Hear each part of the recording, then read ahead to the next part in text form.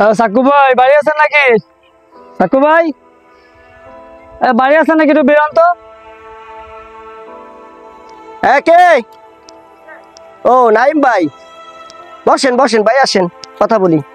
কি অবস্থা ভাই, এতবার ফোন দিতেছেন কে? আপনার ফোনে তো ঠিকই যাইতেছে না, সমস্যা কি? একবার দুবার কাটি দিলে তো বোঝা যায় যে ব্যস্ত আছে ভাই। ভাইজান রাগ হইেন না, আসেন আমরা একটু বসে। আপনি এখানেই বলেন। না ভাইজান, একটু কথা আছে আপনার সাথে। আচ্ছা আসুন, কথা বলি, একটু বসে বুঝতে পারছেন বিষয়। ভাইজান ভাইজান ভাইজান ভাইজান বসেন একটু। হ্যাঁ সমস্যা নাই, সমস্যা নাই। ময়লা, আপনি বসেন। অনেক কষ্ট করে আমার কাছে এসেছেন ভাই। কি বাড়ি নতুন করছেন নাকি? জি, এটা বাড়িটা নতুন। আচ্ছা যাই হোক, কাজে কথা আসি। কি এতবার ফোন দিচ্ছেন কেন, কি সমস্যা?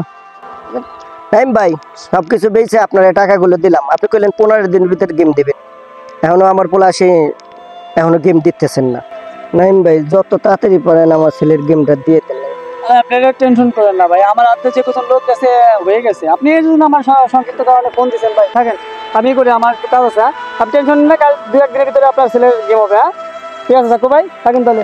আসসালামু আলাইকুম। আচ্ছা এগুলো যে কি করছো, এই যে গর্ত রয়েছে, এগুলো রয়েছে উল্টা পাল্টা, আমি কি এগুলো বলছি? মহাজন ওদের তো কন্ট্যাক্ট দিয়ে দিয়েছিলাম বুঝছেন, ওরা কি দিয়ে কি করছে আমি দেখছি, এটা আগামীকাল আমি ঠিক করে দেবো, আপনি টেনশন করেন না।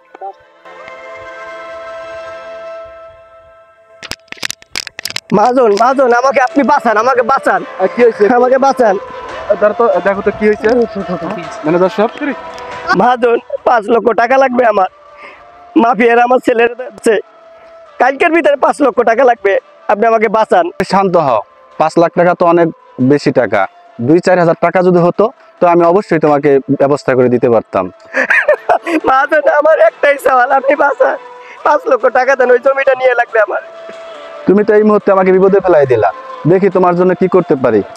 এই সপ্তাহে 1 কোটি টাকা দরকার, দেখি শরীফ ভাইকে একটা ফোন দিই।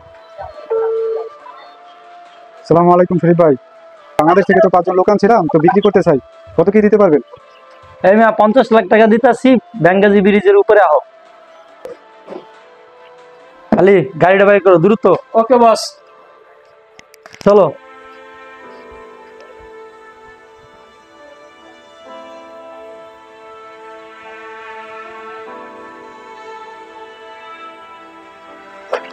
পুরো 50 লাখ আছে হ্যান্ড ক্যাশ। লোক কোথায়? রুমে আছে।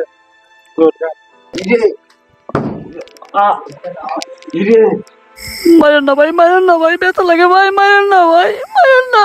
প্রেমা প্রেমা, ওর মারেন না, মারেন না প্লিজ, মারেন না। ওরে মা, ওরে মা, ওরে মা, ওরে মা ভাই, টাকা লাগে, টাকা নেন ভাই, মারেন না ভাই, ব্যথা লাগে ভাই, মারেন না আব্বা।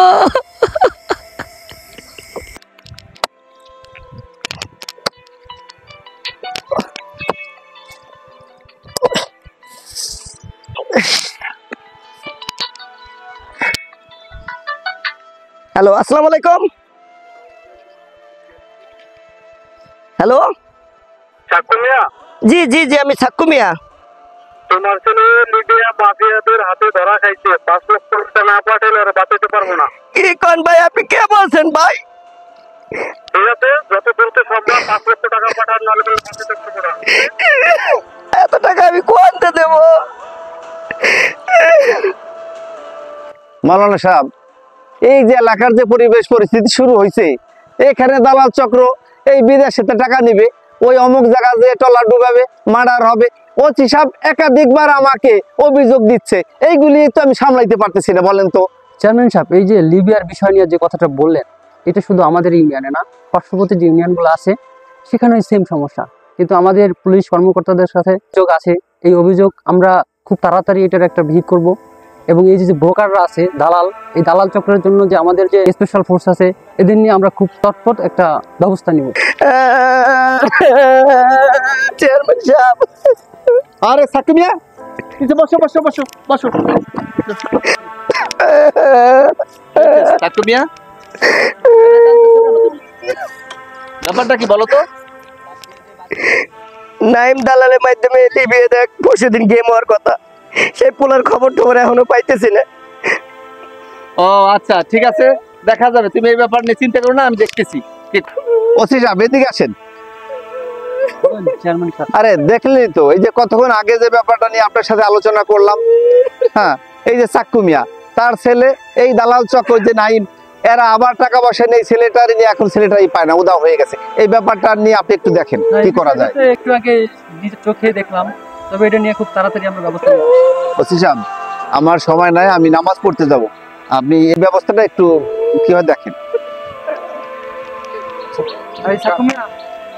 অবশেষে সাক্কু মিয়া সকল কিছু বিক্রি করেও তার ছেলেকে সে স্বপ্নের ইতালিতে পাঠাতে পারল না। আমরা আজও জানি না তার ছেলে কি বেঁচে আছে কিনা, হয়তোবা বেঁচে আছে, নয়তোবা সেই লিবিয়ার সমুদ্রে কোনো মাছের পেটে।